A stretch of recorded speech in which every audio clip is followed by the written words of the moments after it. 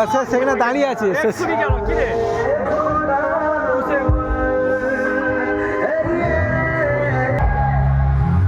আমার হয়ে গেলে চিন্তা করতে হবে না, বাস আর টেনশন নেই আর।